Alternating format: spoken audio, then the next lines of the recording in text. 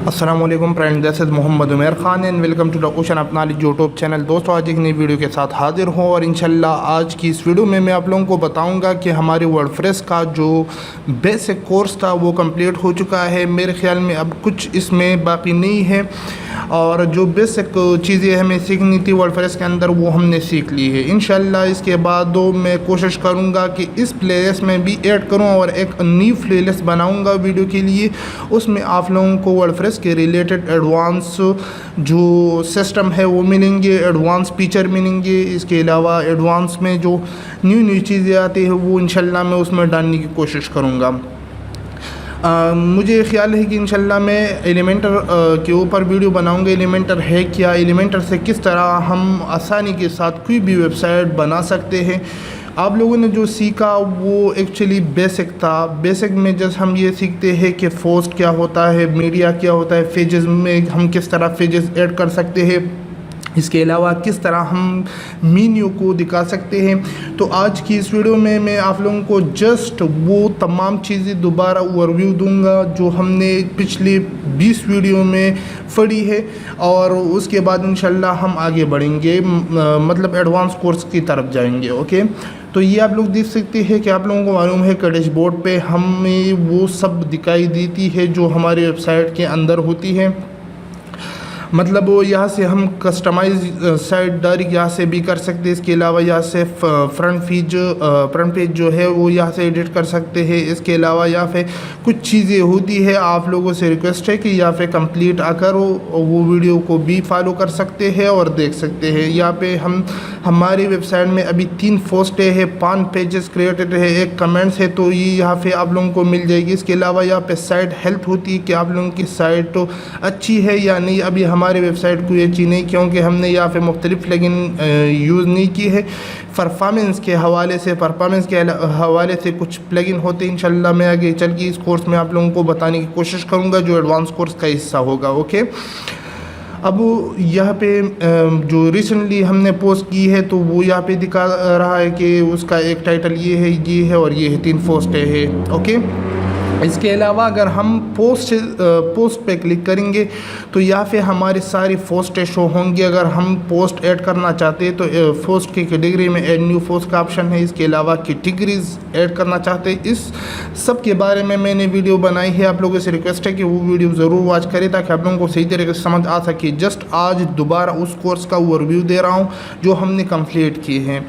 इसके अलावा टैग्स यहाँ पे बना सकते हैं, कैटेगरी के बारे में बताया, कैटेगरी बना सकते हैं। अगर मीडिया पे क्लिक करोगे तो यहाँ पे जो भी हमारी वेबसाइट के अंदर पिक्चर, वीडियो, ऑडियो, जो भी फाइल्स वगैरह हम लगाते हैं तो वो मीडिया के अंदर आकर लगाते हैं और यहाँ से अपनी वेबसाइट के अंदर एम्बेड कर देते हैं। ओके, तो ऐड न्यू से न्यू हम ऐड कर सकते हैं। ओके, तो ये हमने कवर की है।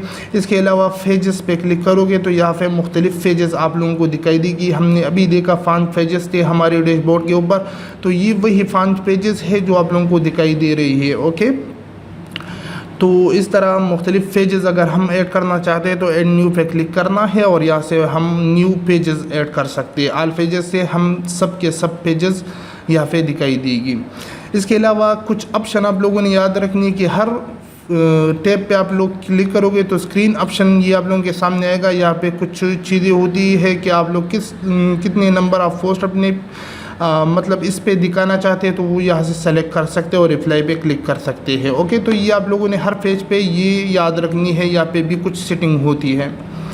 इसके अलावा अगर कमेंट्स पे मैं क्लिक करूँ ना तो कमेंट्स के बारे में हमने ऐसा देखा कि हम यहाँ पे मुख्तलिफ जो लोग आएंगे हमारे वेबसाइट के ऊपर और वहाँ पे कमेंट्स करेंगे तो वो कमेंट्स यहाँ पे शो होंगे। ओके, तो कमेंट्स के अंदर भी सर्च स्क्रीन ऑप्शन का एक बटन है, यहाँ से भी हम कुछ चीज़ें सेटिंग यहाँ पे ऐड कर सकते हैं। इसके अलावा रेफरेंस ये बहुत ही इम्पोर्टेंट ऑप्शन है हमारे वेबसाइट का, तो यहाँ से हम मुख्तलिफ थीम्स लगा सकते हैं, उसे डिलीट कर सकते हैं। कस्टमाइजेशन थे उस थीम्स को कस्टमाइज़ कर सकते हैं, यहाँ पे आप लोग देख सकते हैं। इसके अलावा मेन्यू से मुख्तलिफ मेन्यू हम अपनी वेबसाइट के अंदर लगा सकते हैं, उसे घटा सकते हैं। इसके अलावा हेडर का ऑप्शन है। हेडर से हम एक्चुअली जो हमारी वेबसाइट का हेडर होता है वो डिज़ाइन करते हैं, जो आगे चल के इंशाल्लाह हम वो खुद ब खुद भी डिज़ाइन करेंगे कि अगर क्लाइंट आता है तो उसके लिए आप ज़ीरो से किस तरह डिज़ाइन करोगे। इसके अलावा थीम्स एडिटर है, अगर आप लोग थीम्स के अंदर कुछ चेंजेस करना चाहते हैं तो वो यहाँ से कर सकते हैं कोडिंग के ज़रिए। ओके, लेकिन आप लोगों ने याद रखनी है कि थीम्स के अंदर जो चेंजेस करोगे, अगर थीम में कोई अपडेट आएगा तो वो चेंजेस हट जाएगा। तो इसके लिए हम क्लाइंट थीम्स को यूज़ करते हैं। इंशाल्लाह अगर टाइम मिला तो उस पे भी मैं बात करूँगा और वीडियो बनाऊँगा। इसके अलावा अगर प्लगइन पे मैं क्लिक करूँगा तो प्लगइन से हम फंक्शनैलिटी अपनी वेबसाइट के अंदर ऐड कर सकते हैं, जो हमने पिछली वीडियो में देखी है। ओके, तो यहाँ पे मुख्तलिफ प्लगइन्स है। ये बात आप लोगों ने याद रखनी है कि यहाँ पे प्लगइन के सामने 2 लिखा है। इसका मतलब ये है कि हमारे प्लगइन के अंदर 2 ऐसे प्लगइन है जिसकी अपडेट आई है। आप लोगों ने हमेशा, ये अच्छी प्रैक्टिस होती है कि आप लोगों ने वो प्लगइन हमेशा अपडेट करनी है। तो यहाँ पे अंदर आना है और यहाँ से अपडेट नाउ पे क्लिक कर देना है और ये प्लगइन, इसका अपडेट आया है, आप लोगों ने ये अपडेट कर देना है। इससे आप लोगों का जो वेबसाइट है वो स्मूथली चलेगा, जावास्क्रिप्ट मसला नहीं करेगा। ओके, तो इसके अलावा ये एक और स्टार्टर टेम्पलेट है, तो आप लोगों ने ये भी अपडेट कर देना है। ये तकरीबन थोड़ी देर में अपडेट हो जाता है और ये इंटरनेट की स्पीड के ऊपर भी डिपेंड होता है। ओके, तो यहाँ पे हम न्यू प्लगइन यहाँ से ऐड कर सकते हैं। प्लगइन एडिटर से हम कोई भी प्लगइन को एडिट कर सकते हैं। ओके, इंस्टॉल प्लगइन से हम सब जो प्लगइन है उसको हम डिलीट कर सकते हैं। इंस्टॉल प्लगइन के अंदर जाकर यहाँ पे आप लोग देख सकते हैं सारे प्लगइन आप लोगों को यहाँ पे दिखाई देगी। ओके, उसके बाद अगर यूज़र पे क्लिक करोगे तो अभी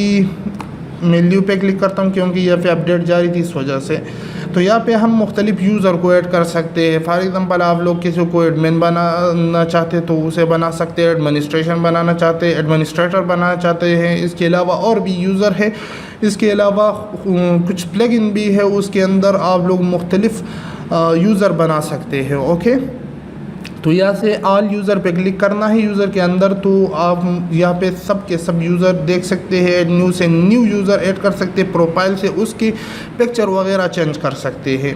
अगर टूल पे क्लिक करोगे तो टूल्स के अंदर मुख्तलिफ ऑप्शन है, हम इंपोर्ट एक्सपोर्ट ये कर सकते हैं। तो इंशाल्लाह मैं एक प्लगइन के बारे में बताऊँगा जो आप लोग आसानी के साथ आप लोगों का इंपोर्ट और एक्सपोर्ट का काम करेगा। इस कोर्स एडवांस कोर्स का वो हिस्सा, इस वजह से मैंने यहाँ पे कंप्लीट तरीके से कवर नहीं की है। ओके, तो यह टूल्स के ऑप्शन में कुछ आप लोगों को चीज़ें मिलेंगी, तो वो यहाँ से आप लोग एडजस्ट कर सकते हैं। इसके अलावा सेटिंग में तमाम सेटिंग आप लोगों को मिल जाएगी जो हमने ऑलरेडी कवर की है कि जनरल सेटिंग क्या है, राइटिंग सेटिंग क्या है, रीडिंग सेटिंग्स, डिस्कशन, मीडिया, फॉर्मलिंग और इस तरह ये जो सेटिंग है हमने कवर की है। ओके, तो बेसिक कोर्स में इतना ज़्यादा हम कुछ नहीं मतलब पढ़ सकते, और बेसिक कोर्स में जस्ट हमने ये देखा कि हम किस तरह मुख्तलिफ़ पोस्टें वगैरह लगा सकते हैं।